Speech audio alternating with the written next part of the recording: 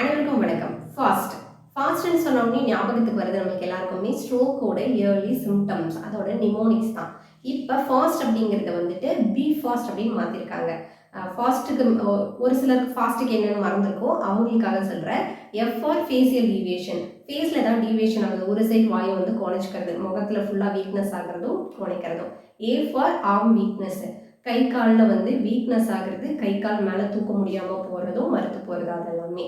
அடுத்து பார்த்தீங்கன்னா S for speech difficulty. ஸ்பீச்சில் வந்து ஸ்லரிங் ஆஃப் ஸ்பீச் வர்றது, அது வந்து எஸ். அடுத்து பார்த்தீங்கன்னா டைம். நம்ம எல்லாருக்குமே தெரியும், இந்த 3 சிம்டமில் எது இருந்தாலும் இது ஸ்ட்ரோக்குக்கான சிம்டமாக இருக்கலாம் அப்படின்னு ஐடென்டிஃபை பண்ணி நம்மள்கிட்ட யாராவது ஒருத்தவங்க சொல்கிறாங்க அப்படின்னா அவங்கள வந்து டைமுக்கு அவங்கள ரெஃபர் பண்ணணும். ரெஃபரல் சென்டர் வந்து டிஸ்ட்ரிக்ட் லெவல் இல்லைன்னா மல்டி ஸ்பெஷாலிட்டி லெவல் ஹாஸ்பிட்டலுக்கு ரெஃபர் பண்ணணும்.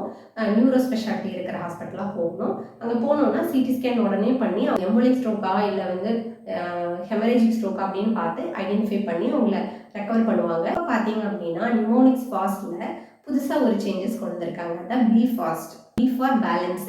பேலன்ஸ் அண்ட் கோஆர்டினேஷனில் வந்து ஏதாவது இஷ்யூ இருக்குது, நம்மளால தள்ளாடுறாங்க, பேலன்ஸ் பண்ண முடியல அப்படிங்கிற இஷ்யூ இருந்தாலும். அடுத்து பார்த்தீங்கன்னா இ ஃபார் ஐ.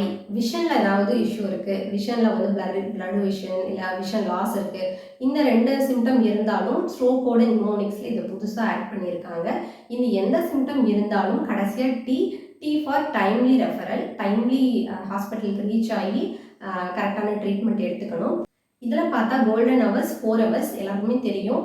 இந்த இயர்லி டிடெக்ஷன் அந்த கோல்டன் பீரியட்குள்ளே நம்ம போய் ஒரு பேஷண்ட்டை வந்து சேவ் பண்ணுறோம் அப்படின்னா நம்மளை வந்து ஒரு பெர்மனெண்ட்டாக அவங்களோட வீக்னஸ்லேருந்து நம்ம ரெக்கவர் பண்ண முடியும். கண்டிப்பாக உங்களுக்கு யூஸ்ஃபுல்லாக இருக்கும்னு நினைக்கிறேன். தேவைப்படுறவங்களுக்கு இந்த இன்ஃபர்மேஷனை ஷேர் பண்ணுங்கள். நன்றி, வணக்கம்.